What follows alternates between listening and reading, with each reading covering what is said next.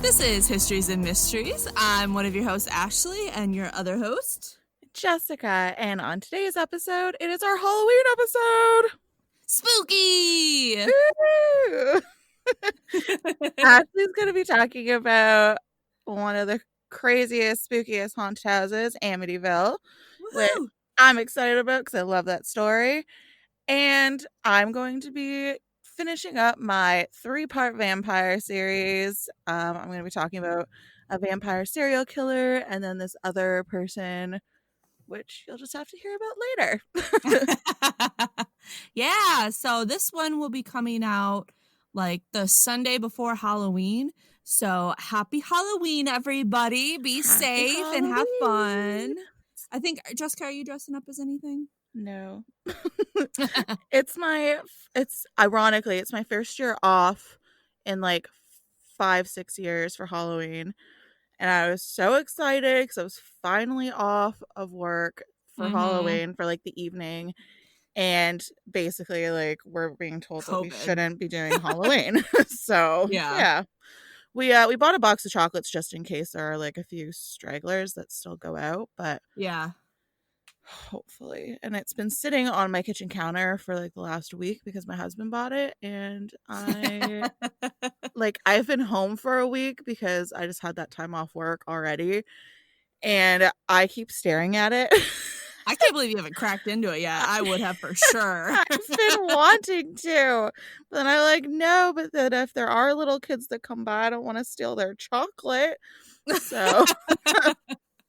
So I've practiced great restraint. Thankfully, I'm not like much of a sweets person as it is. Like, I'm mostly into like I have chips. A horrible sweet tooth. Oh, I am like into salt 100%. So I'm more of a chips person. So I demolished a bag of chips in the last 2 days. Nice. Yeah, I have a sugar tooth. Oh my gosh, I love sweets, and it's been even worse. But my neighborhood's doing this really cute thing. They decided to get together, and they're gonna have us put like tables out, and then like spread out candy on it, and then sit back and like watch it from afar and like refill. And they're having like a decorating contest, so whoever's table looks the coolest in the neighborhood gets a prize. So that way kids can still trick or treat while socially distancing. I love it. Yeah, so we're gonna do that, and I think I might well, I'm just gonna say it now. I think that I might dress up as Winnie the Pooh because I'm 6 months pregnant, so I'll have that little belly like Winnie the Pooh had. Cute. Yeah, and then at work we're dressing up. Halloween actually is the day that my credit union that I work at was founded, so it's kind of a big day. So we do like a bunch of Halloween stuff, and our theme this year is Willy Wonka and the Chocolate Factory. So I am dressing up as an Oompa Loompa. Adorable. So I'm excited. Isn't Halloween Day like a Saturday though? Yes, Jessica, it is a Saturday with a full moon and COVID. Well, I mean, if you're saying it, I'm having my baby shower that day, so yeah, we're both pregnant, everyone. Yeah. But don't worry, we're still gonna have episodes even after we give birth. So we've got a contingency plan, so you'll still get new episodes each week. Yeah, we're basically recording 2 episodes every time we record in November and December, so that we have a backup of episodes, because I'm due in January, and then Ashley's due like late January, early February. So, and then another contingency plan is that my husband will record for me. So I've already told him, and he's like pretty mortified about it. He's like, I joked last week because I wasn't feeling well, and I'm like, I guess you're just gonna have to go and record for me. He's like, what? But well, I'm sure he'd be great, but he's no Jessica. Exactly. No, he'd be awesome, and like he's totally willing to do it. He's just like, I just need to do like a practice run. I'm like, that's fine. Because he doesn't know how anything works. I mean, we didn't either, so yeah, it's kind of been a learning process, but it's been fun. Yeah, but we're gonna work double hard to make sure that you guys still get Yeah. episodes. So Each week, so it'll be yes. awesome. So don't worry. Yeah, so let's jump into the story now. I'm very excited. Woohoo! So I focused more on because there's obviously been so much coverage on the hauntings themselves. So I did talk about the hauntings, but I focused a little bit more on the murders and then kind of Ed and Lorraine Warren's investigation into the home afterwards. Okay. So I got my information from biography.com, a New York CBS Channel 2 news article, Ooh. and a pretty cool little documentary on YouTube called Amityville Horror, Ed and Lorraine Warren's Most Famous Case. And it's actually an interview with Ed and Lorraine Warren, and they talk about the case. Nice. Ed came off a little odd to me. He kind of went on a couple rants about atheists, but Weird. but it was still interesting, yeah. But I will just get right into it. Okay. So Ronald Butch, his nickname was Butch, DeFeo Jr., was born in Brooklyn, New York on September 26th, 1951.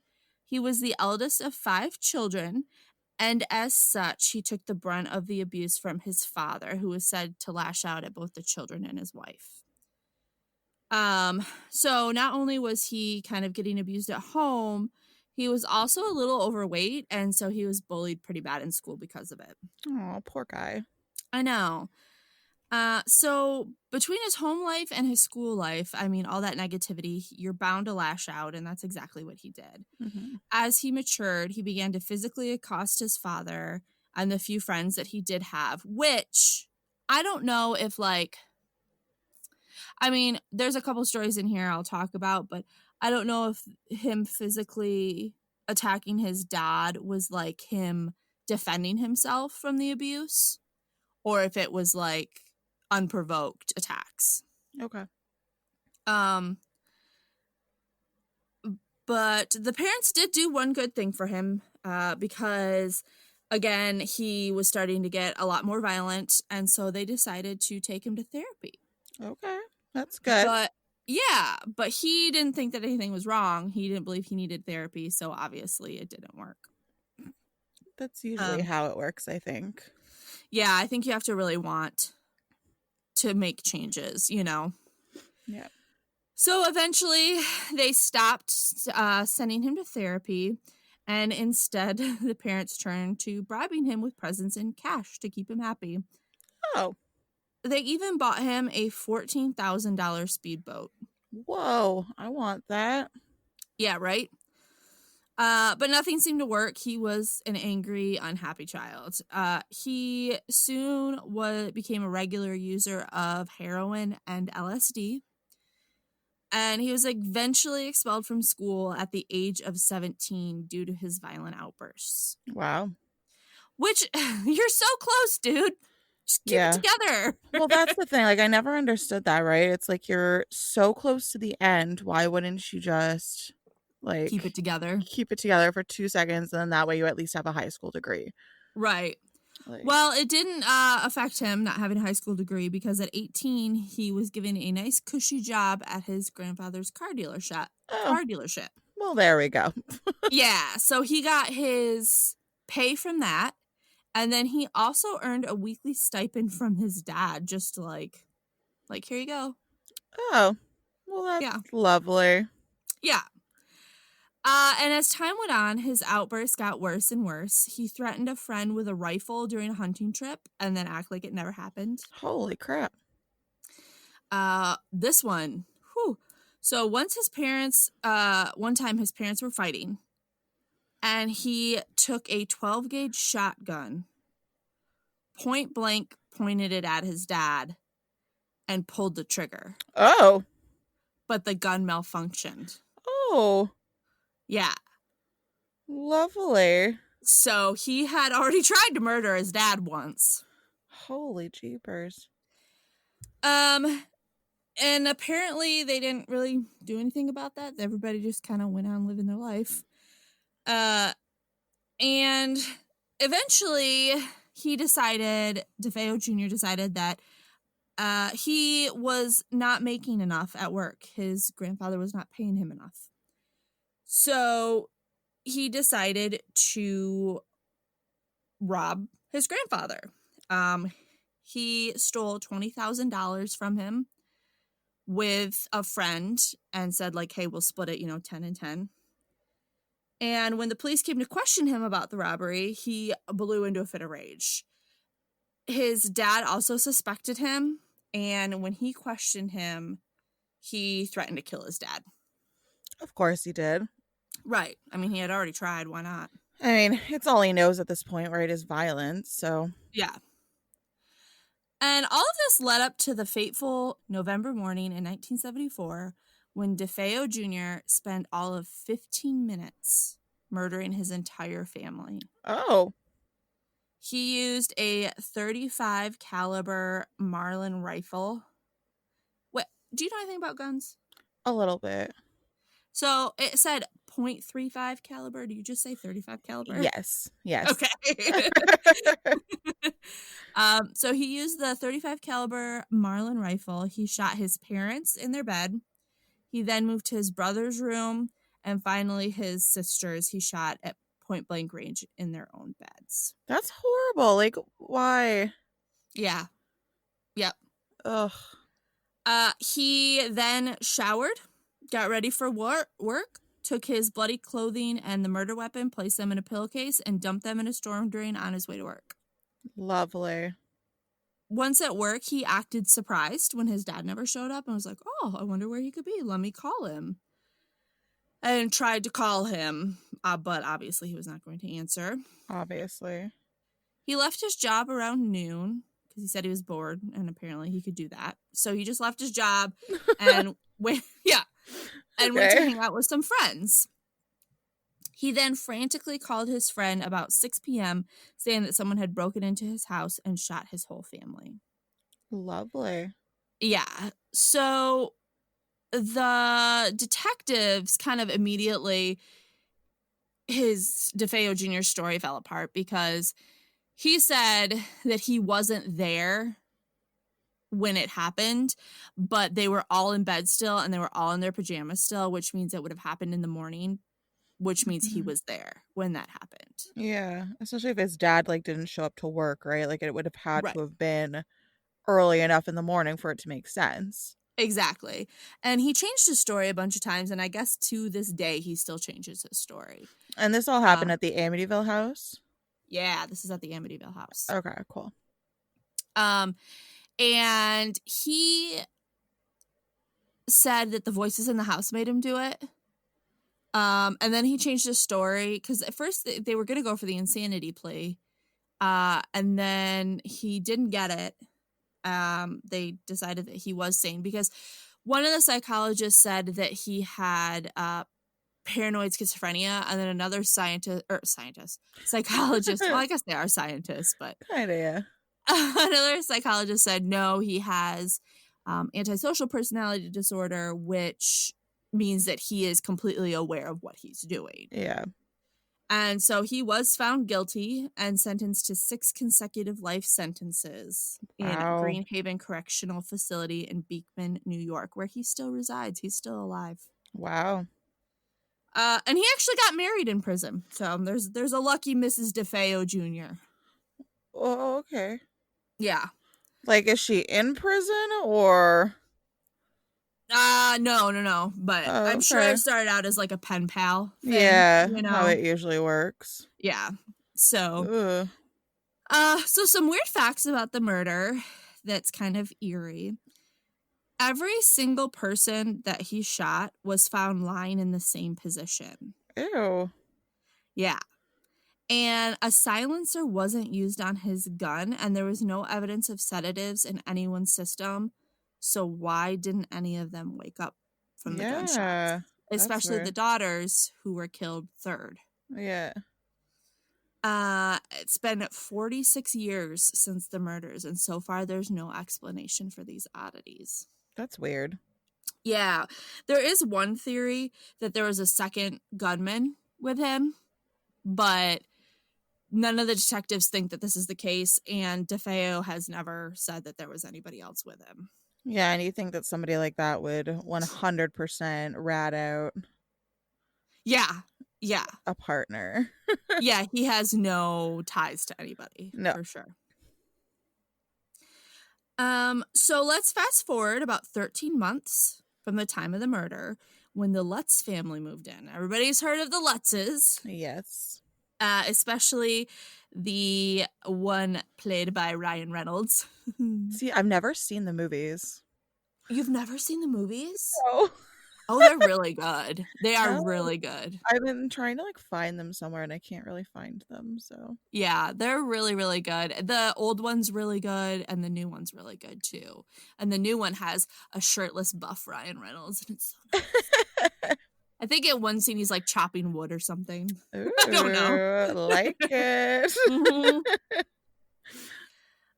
So, aside from the movies, because the movies were based on a book that was written by someone who knew George. So George Lutz kind of helped him write it, but he really didn't have any, the author didn't really have any like firsthand experience. He wasn't part of the investigative team. He wasn't like a paranormal investigator or anything like that. So apparently there's a lot of inaccuracies in the book, which led to all of the rumors that it's a hoax, right? Yeah. There's also one of the lawyers that was originally working with George said that him, George, and his wife, I can't remember, Kathy? Was it Kathy? I have no idea. I think her name was Kathy. All cooked up the story before they even moved in over wine because the Lutzes, I guess, were in some financial trouble, and he figured this would be a way for them to get some money. However, when this lawyer came out with the story, he was in the midst of suing George, and George was suing him. So take that story with a grain of salt, right? Yeah. But the family bought the house for $80,000, which in today's money would be about $387,000. Nice. Yeah, and if you look up the house now, which I did on Zillow, one, they changed the address, so it's no longer 112 Ocean Avenue. One of the newer owners wanted to kind of get away from that and all the tourists that come looking for it. Yeah. So they changed the address, and actually when you look it up on Zillow, it's blurred out, so you can't actually see the house. Yeah. Well, and see, my husband and I were one of those people. Like 3.5 years ago, we went to like on a round trip and we went to New York City and we had some times. We're like, oh, let's go to Long Island and let's find the Amityville house. One is so distinctive looking. Yeah, so we found it very easily because we looked up the address. Yeah. And drove by. Like we didn't sit and like we took like 2 pictures, like maybe 3 pictures, and we drove away because we're like, we don't want to stay, we don't want to be rude, like it would be creepers. Yeah, so we just took a couple pictures and we pieced out, but it was like cool to see the Amityville house. And yeah, that would be really cool. Yeah, so we were those people, but we also did that at Stephen King's house, but it was really cool. His house is really cool. We saw that when we were in Maine. It's beautiful. And it was like right when the first It came out, and so there was like a little red balloon in his window, and cute. It was really fun. So I love Stephen King. I bet if you talk to him, he's such a weird person, but I love him. But it was really cool to see his house. It was like very beautiful. Like he had like a very nice like iron gate. Like it was just gorgeous. Bet. Can you imagine the amount of money that man has? No. Oh goodness. But yeah, so the house last sold for $605,000. Wow. In 2017, but at one point it did sell for $1.5 million. So wow. I mean, it's an expensive house. It's 5 bedrooms, 4 bathrooms, and 3,600 square feet. So they did get a really good deal because of the mass murder that happened 13 months earlier. Yeah. They also decided, okay, first of all, I would never buy a house that someone was murdered in. No. I don't even want to have a house that someone died in. Like, even if they died in their sleep, no thank you. Mm-hmm. But not only did they buy this house where this whole family was murdered, they also paid an extra $400 for the furniture. Ew. The murdered family's furniture that was still in the same spots from the morning they were murdered. Ew. No, Yeah. thank you. Yeah. So either you seriously have no belief in anything creepy or paranormal to be able to do that, or you're kind of into it in a creepy way, right? Yeah. Ugh. Yeah. So they purchased all that stuff and had it in, and no one, since they moved out, they only lived there for 28 days. Wow. And since they moved out, no one has had any issues with the house ever since. Which leads me to wonder, one, again, it could be a hoax, but I'm going to go on the side that it's not because it's a spooky episode, so we're going to say it's spooky. So it leads me to wonder if they weren't the type that were kind of into it, you know, in a creepy way, because there are rumors that George Lutz dabbled in the occult. Okay. And do you know if the other families that came in after kept the furniture? I don't know. That's a great question. Because that's the thing, like the spooky hauntings could have happened because they kept all the furniture. Yeah. And then if the other people were like, yeah, that's disgusting, like a normal human being would think, then they probably didn't have those experiences because they didn't have any ties to the old house. Yeah, I didn't even think about that. That's a great point. Yeah, I'm not sure. That's the only thing I can think of, especially because like if they kept the beds that that everybody was murdered in, and I mean, they would have had to have gotten new mattresses, right? Because those would be yeah, but soaked in they'd blood. still be tied to like the bed Yeah. frame, or if Yeah. there were mirrors in the house, you know how like spirits get caught in mirrors. So Yeah. We've talked about mirrors several times on this podcast, yes. and they're just bad. Yes. Yeah, so I mean, it could be the furniture. It could be the fact that, you know, George did have a history in dabbling in the occult. And Yeah. so, you know, maybe he was already kind of stirring something up. Who knows? Who But, knows? so there is a new documentary. I can't remember if it's on like Hulu or Amazon, but it's with Daniel Lutz. And he's now in his 40s. He was the 9-year-old son of the Lutzes. Okay. And he is now in his 40s. He's a garbage man in Brooklyn, I want to say.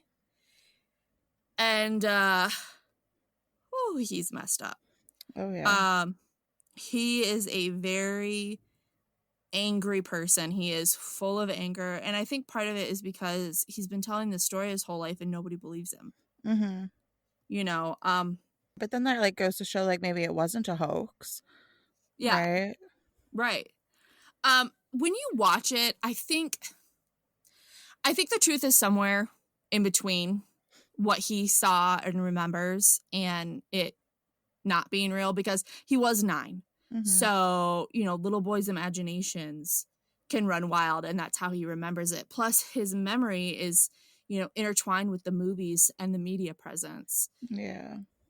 So I do think some of the things that he remembers are probably not accurate, but he does remember some interesting things. Like he remembers, and his younger brother George, who was 7 at the time, also, nope, his younger brother Christopher. He's like, George was the dad. Yeah. Both of them said that George would dabble in the occult and he could even perform telekinesis. Ugh.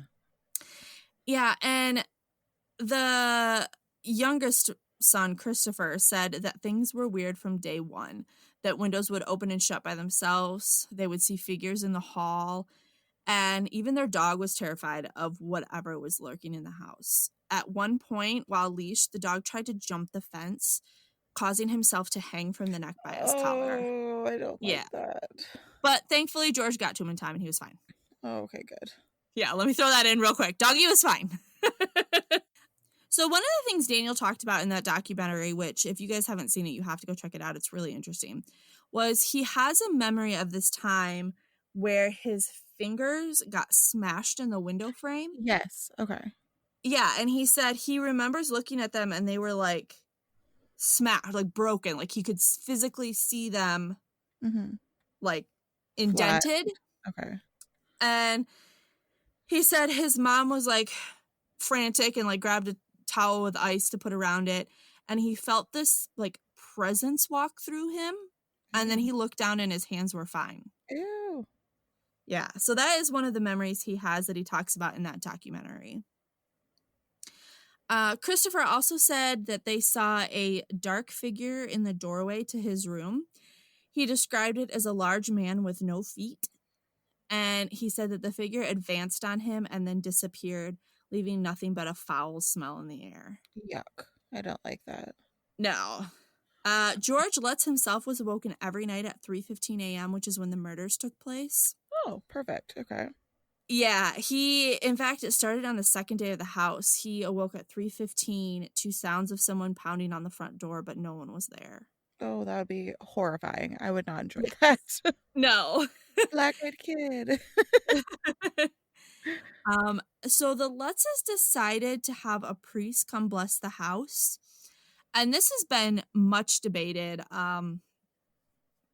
Apparently, the priest said that he was never actually there, but then several people said that the priest was there. So, and apparently he's on record saying that he was there at one point, but then like recanted and said he wasn't. Weird. Yeah, but the story is that he was there to bless the house and he heard a voice say, "Get out," and then slap him in the face. These ghosts are bitch slapping some priests. This was, if anybody saw the movie, unlike Jessica, this was the scene with all the flies. So that's kind of what that was based on. Let's see. One of the creepier things was that their youngest daughter, Missy, started to play with an invisible friend named Jody, who she said was a pig. Oh, it's a weird name for a pig. I know. And George said that one night he was looking up into Missy's bedroom and like she was looking down at him and behind her was the face of a pig. Ew. Yeah. That just reminds me of like that one story in the Bible where like all the pigs were possessed with demons and they ran over a cliff and Oh yeah, I remember that. Yeah. They also said that doors, windows, and cupboards would constantly bang open and shut. And at the peak of the paranormal activity, a hoofed creature stood on top of George in his bed until he passed out. Okay. The boys' beds were sliding all around the room, and Daniel to this day. Oh. I told this hand smashing story early because I got excited. Oh. But I have in my notes, to this day swears that his hands were smashed in a window and then were fine. I got ahead of myself. You pulled a Jessica. It's fine. So this house is one of the more famous cases that the Warrens investigated. So let's talk about them a little bit and what they found. Oakley dokley. Ed and Lorraine Warren were demonologists, which, what a cool title. Mm-hmm. But Lorraine was said to be a light trance medium, which is like basically exactly what it sounds like. Like she goes into a light trance. And Ed was just a self-taught demonologist. Mm-hmm. Together, they founded the New England Society for Psychic Research, or NESPR. And Lorraine had several religious relics that she would take with her to her cases and would pull them out for strength in some of her most terrifying times. Okay. And one of the things about that documentary with Daniel, now that he's grown up, he goes back and visits Lorraine. And it's really sweet. But so they said when they got to the Amityville house. They kind of went different ways. So Lorraine went up the stairs and Ed went downstairs. And Lorraine said that as she ascended the stairs, she felt as if a waterfall was falling on her chest. She said it felt really ominous. And she kind of had to stop and brace herself, and she pulled out one of those relics that she used and like asked for strength. She finished climbing the stairs, went into the sewing room, and this was the room where the priest was slapped and told to get out. And Sorry. she turned. It's supposed to be scary, Jessica. It's just funny the way you say it, where the priest got slapped. And she turned to the cameraman and said, "I hope this is as close to hell as I'll ever get." Oh, goodness.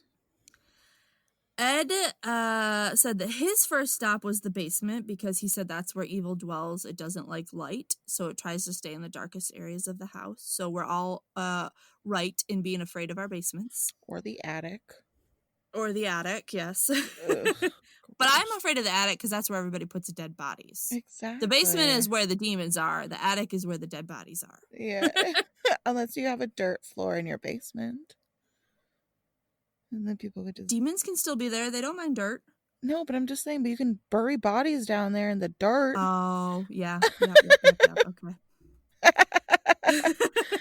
Demons don't like dirt. They hate it. It's all in my nails. My talons. Oh, goodness. We'll Okay, so he said when he got down there, the first thing he did was take out his crucifix and said, "In the name of Jesus Christ, I don't want to say this sentence. In the name of Jesus Christ, we compel you." No, so I'm gonna break it up. I don't want to say the sentence. It scares me. I'll say it for you. What is it? Type it over. No, I'll just say the second part now. No, just say the whole thing. The entity must reveal itself. That is not spooky. But I don't want to accidentally tell something here to reveal itself. Just type it in. I'll do it for you. I just told you what it was. In the name of Jesus Christ, he told the entity to reveal himself. Okay. There, I like that. Okay. I'm curious now what it is. That's what it is. No, it's not. Yes, it is. That's the whole thing. But instead of saying he said, just take that out and say that sentence. I didn't want to say that sentence. Uh-huh. I want to know the sentence. That's the song. What type of you goober?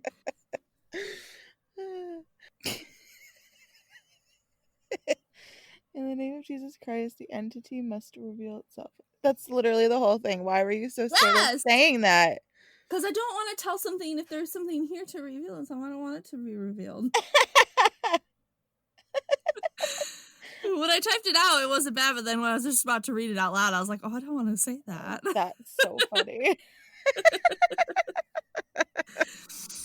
Anyway, so he said as soon as he said that, he felt like a waterfall pinned him down to the floor, and he had a tingly feeling all over his body. Ew. He commanded the entity to go back to where it came from, and it left. He went up to find Lorraine and the camera crew. So Lorraine continued her search of the upstairs. She went into the wet bar room. Oh, this is so creepy.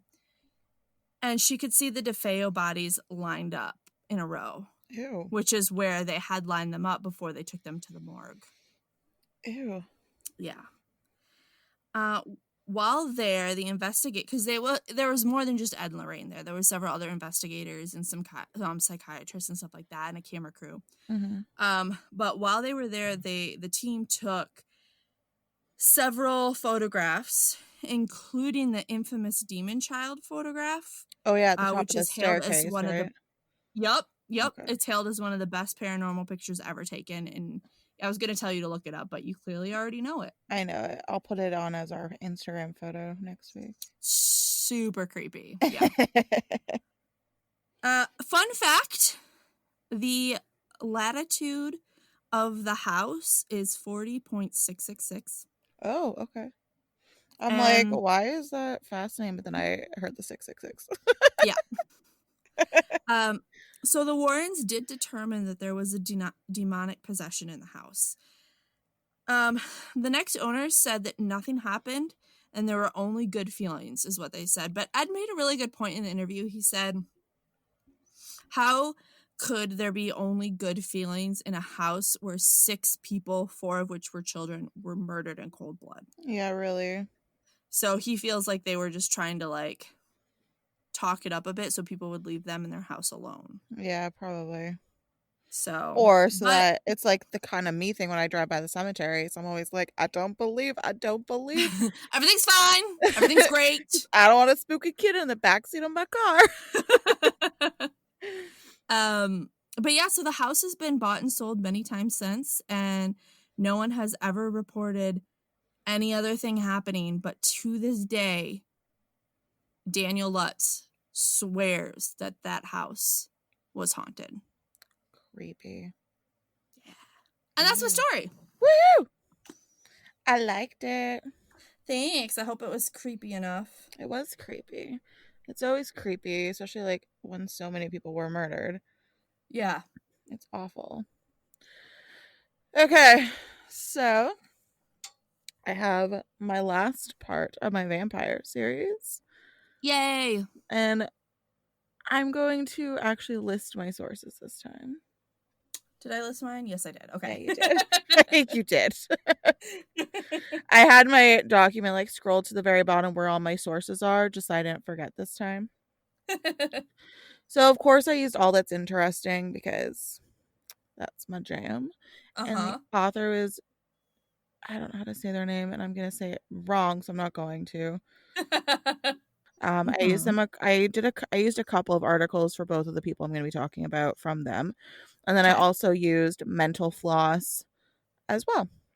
So this is a shorter story this week. It's but it's still very interesting, and it kind of perfectly ends the series. So cool. I hope you all like it. So the first person I'm going to be talking about is Hungary's vampire serial killer.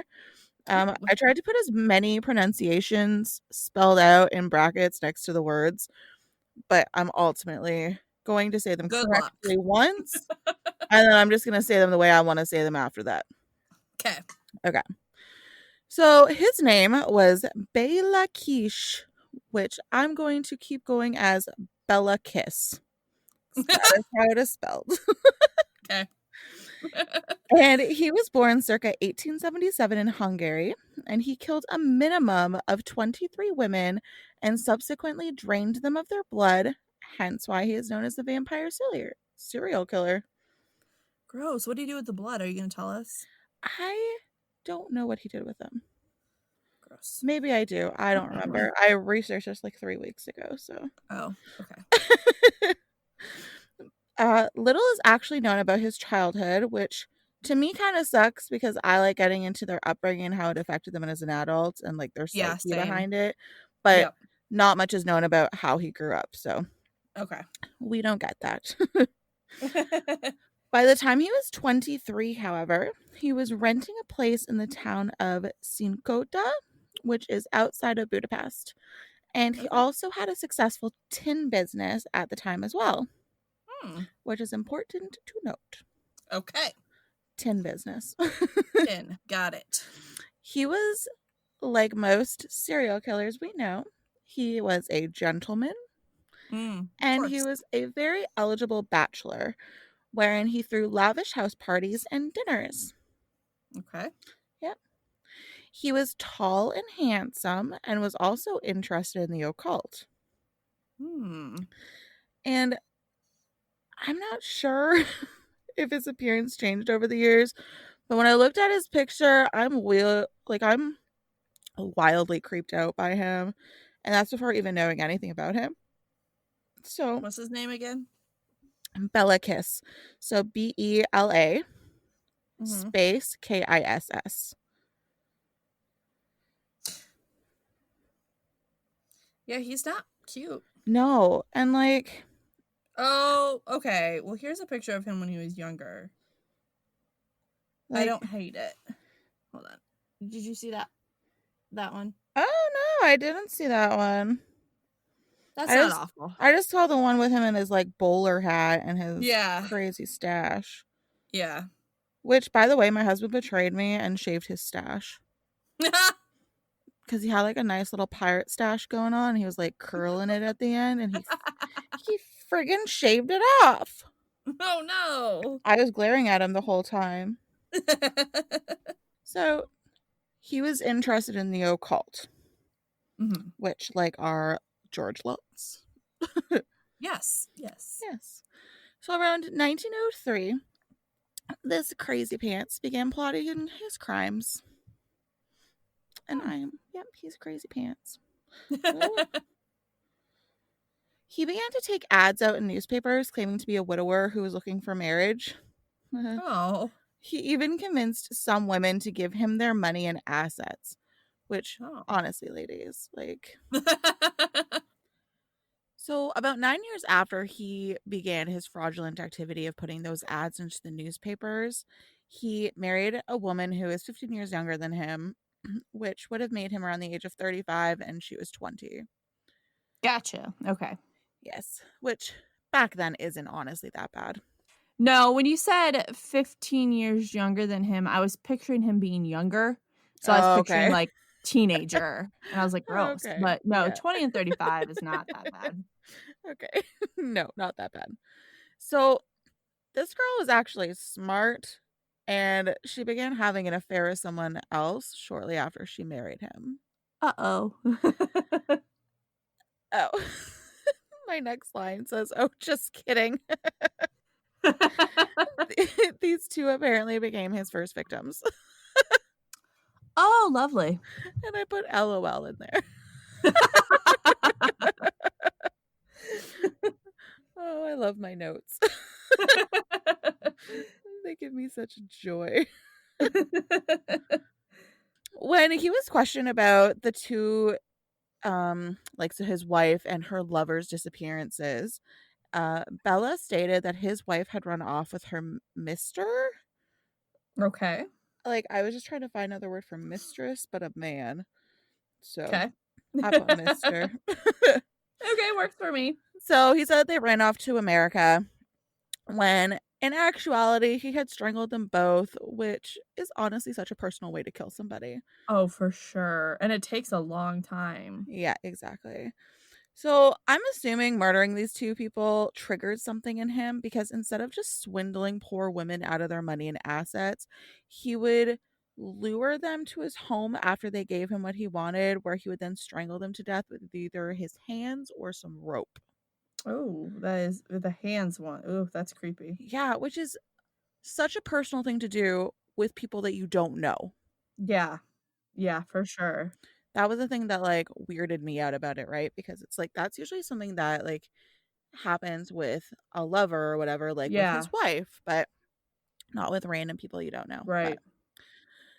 So rather than just strangling them and then disposing of their bodies in a wooded area like a normal person would, Mhm. this weirdo decided that he was going to pickle his victims in steel drums.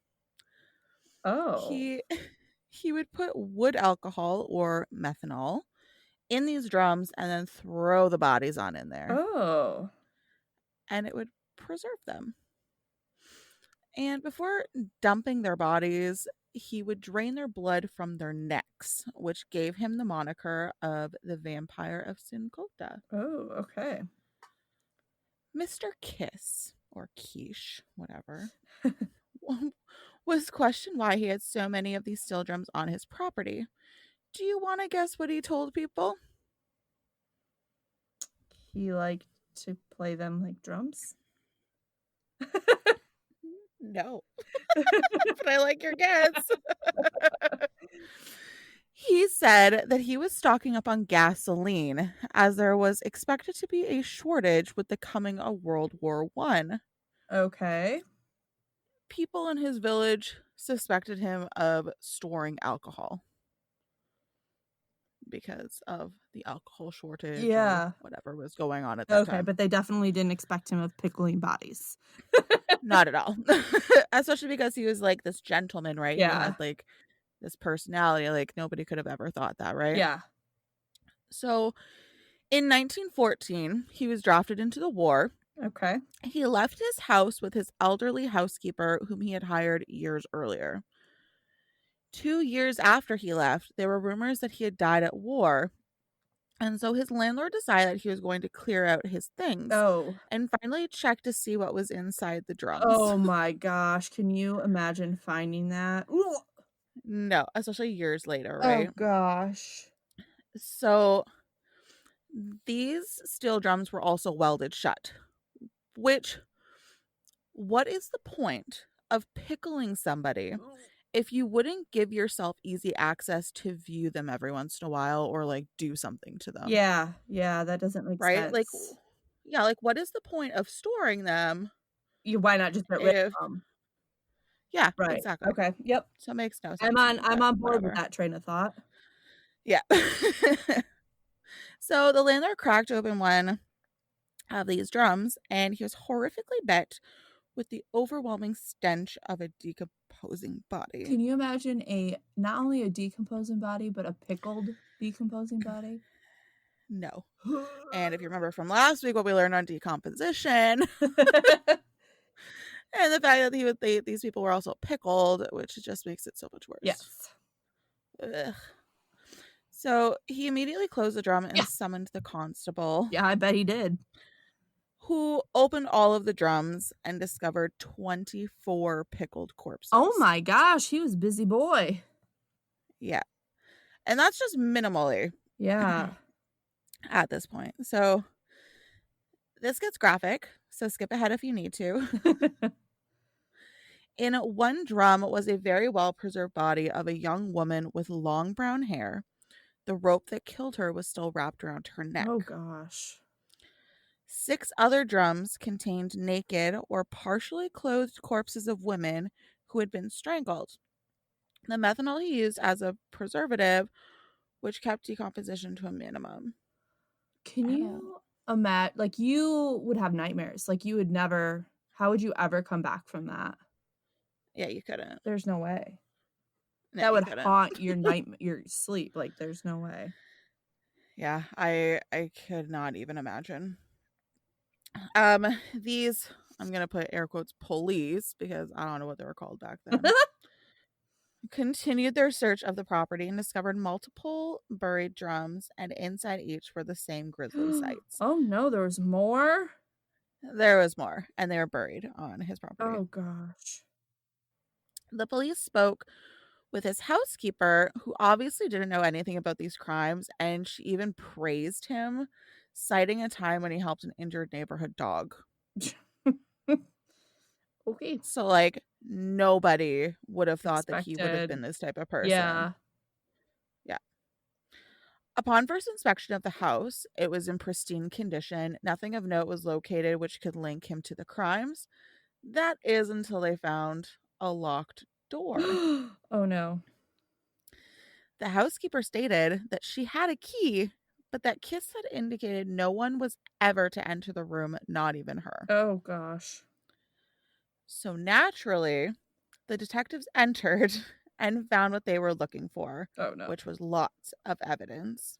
Well, good that they found evidence, but yeah, exactly, to like link him to this stuff, right? So basically what they found was evidence of his little fraud enterprise that I had mentioned earlier, where he put the ad in the paper to try and fraud women of their money in the hopes of marriage. He apparently received 174 proposals. Oh my gosh. And accepted about 74 of them. Oh, jeez. Yeah. So, I mean, I guess he was still picky. It is alleged that 20 of these women came back to Sincota and ultimately met their end. The idea was that they found him out and threatened to expose him, or he just really liked being gross and murdering people. I think probably both. Probably both. He's like, oh, okay. A means to an end. There were also many books found on poison and strangulation located in this little room. Oh. This discovery sent everyone into a frenzy, obviously, since it was pretty horrific. And they were desperately trying to locate Kiss and arrest him for his heinous crimes. Yeah.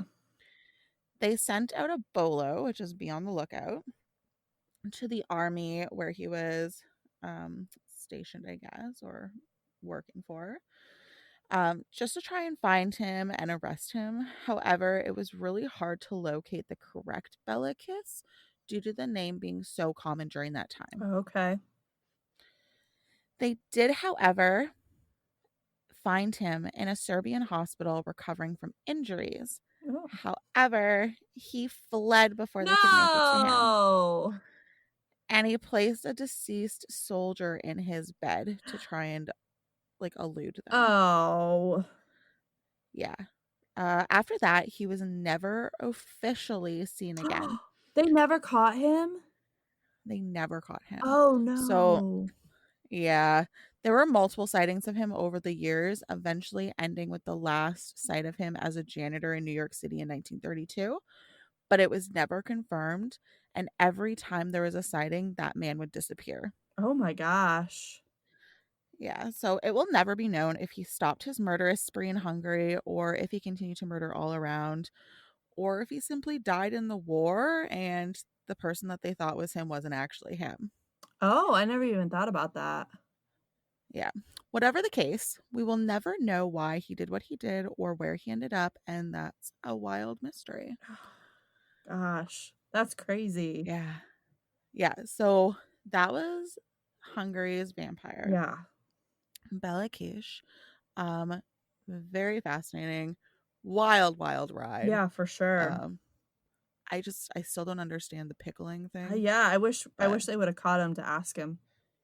Yeah, or if we knew more about his childhood, why he ended up the way he did, because it just seems so weird that he would just start off doing fraud and then all of a sudden just start murdering people. Right. Yeah. Right. So it just doesn't make any sense, but yeah, to each their own, I guess. So I have one more story. Mm-hmm. And it's about a girl named Mercy Brown. Okay.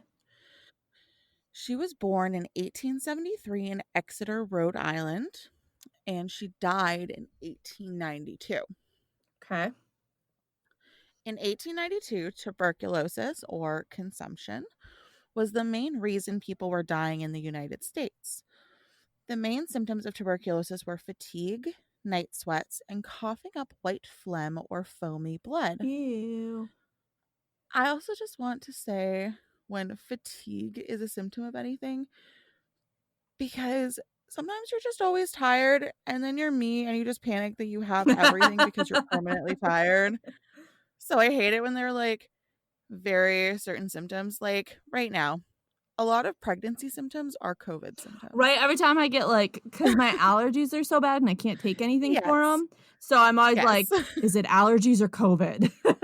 Yeah. You can take Reactin, by the way, or Claritin. Well, I can't take the good stuff. No. But anyways, yes, I constantly think I have COVID because all my pregnancy symptoms and my allergy symptoms are all COVID related. And I'm like, okay. Anyways.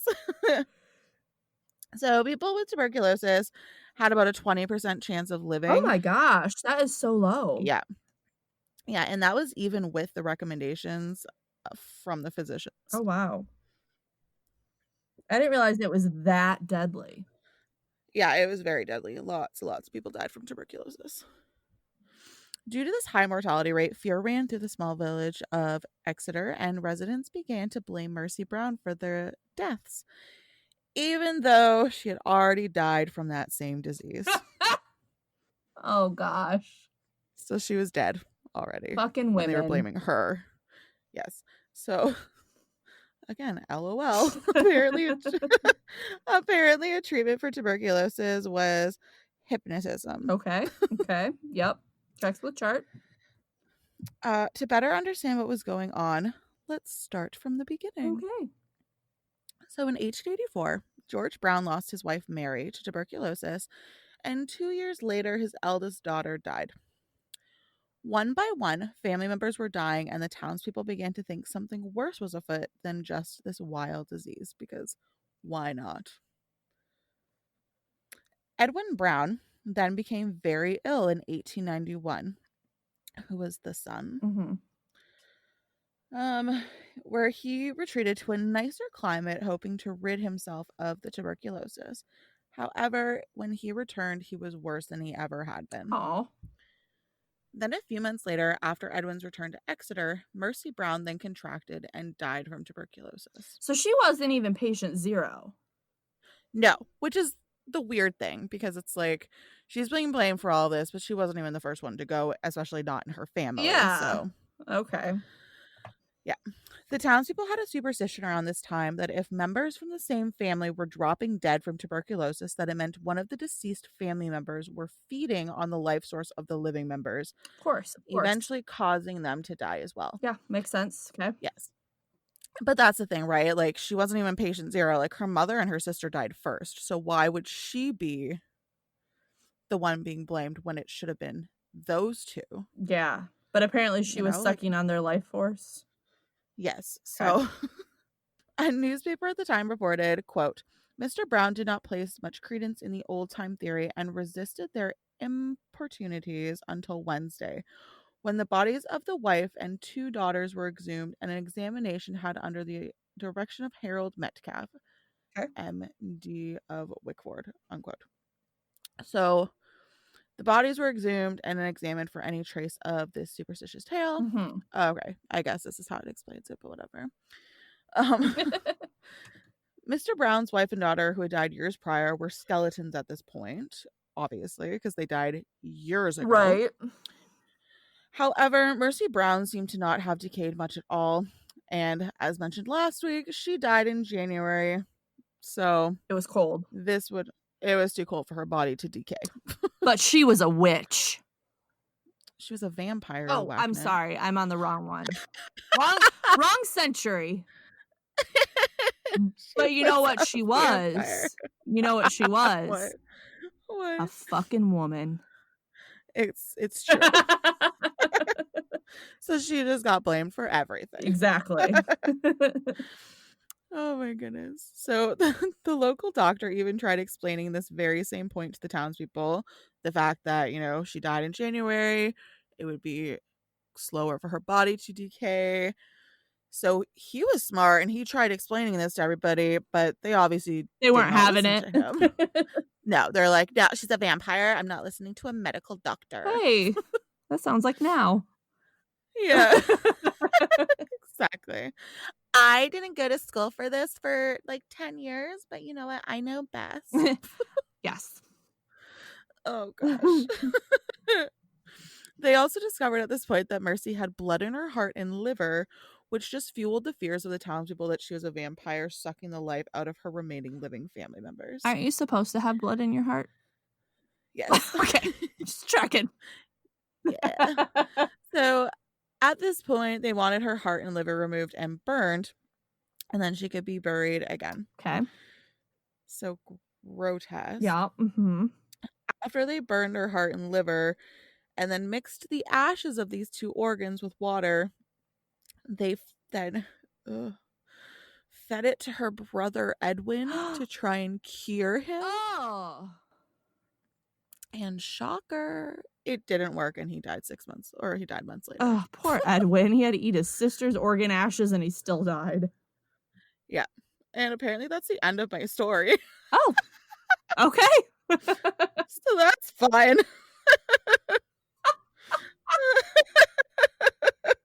The end. Goodbye. Oh my gosh. Well, that abrupt ending. The rest of the story was lovely. And then he died. The end. Goodbye. The end. But it's disgusting. He had to eat his sister's heart and liver ashes. And then he still died. Oh, so gross. Poor thing. Yeah. But anyway, so that was the end of my vampire series. Cool. Short and sweet.